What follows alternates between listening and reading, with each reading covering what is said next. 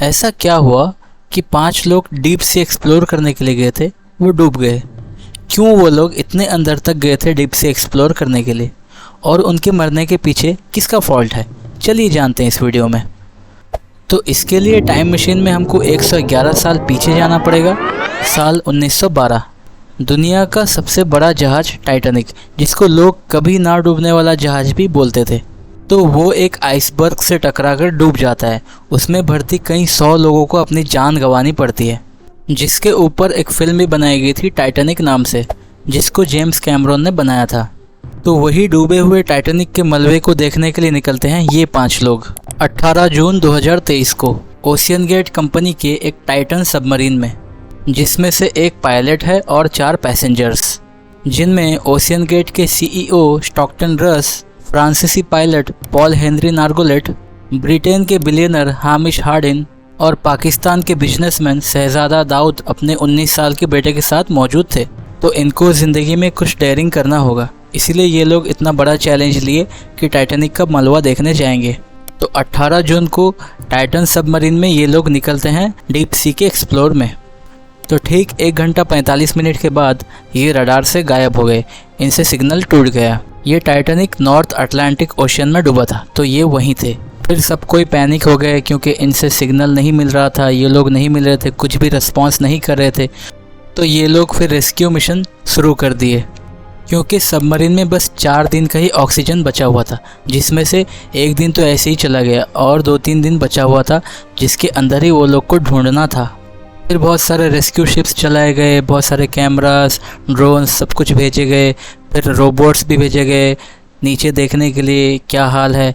तो रोबोट्स ने भी वही अल्टीमेटली ये टाइटन सबमरीन का भी मलबा देखा, जो कि फट चुका था। क्यों फट चुका था, चलिए जानते हैं। तो समंदर के सी लेवल से 4 किलोमीटर अंदर में टाइटैनिक है, जो कि 4.5 बुर्ज खलीफा भी अंदर जा सकते हैं उसके। सनलाइट बस 1 किलोमीटर तक ही जा पाता है, उसके बाद सब अंधेरा ही अंधेरा रहता है। व्हेल मछली भी 3 किलोमीटर के रेंज में रहती है, और हमारा मिलिट्री सबमरीन भी 1 किलोमीटर के रेंज में रहता है।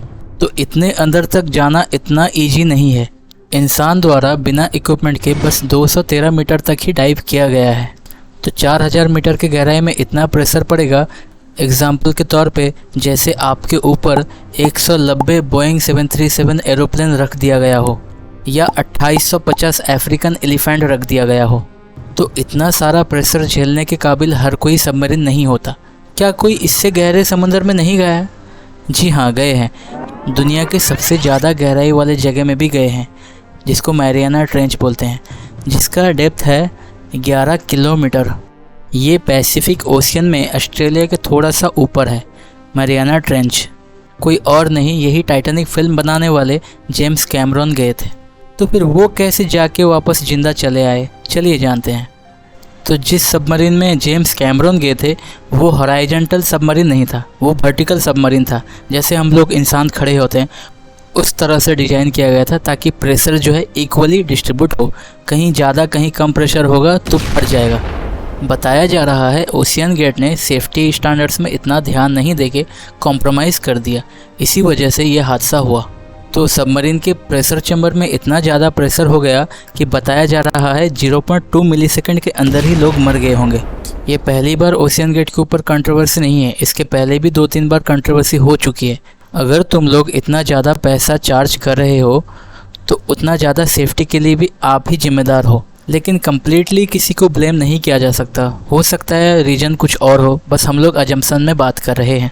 क्योंकि जितने भी एक्सप्लोरिंग करने जाते हैं वो सब कुछ साइन करके ही जाते हैं बॉन्ड पेपर में, ताकि आगे कुछ भी हादसा हो तो उसके जिम्मेदार वो कंपनी नहीं, आप खुद हैं। जेम्स कैमरॉन ने भी अपना एक्सपीरियंस के बारे में बात की कि वो कितना डरावना माहौल होता है जब आप इतने ज़्यादा डीप सी में रहते हो। कुछ भी एक जरा इधर उधर का होता है तो आपका जान निकल जाता है। Sometimes I was, if things weren't going well. But I mean, they had to make a sphere, so what? It just wouldn't, because I would be afraid it would explode. Yeah, the sphere is really tiny. It's about 43 inches. It's like this big, you know. बताया जा रहा है इनका dead bodies बिल्कुल ना मिलने के बराबर चांस है।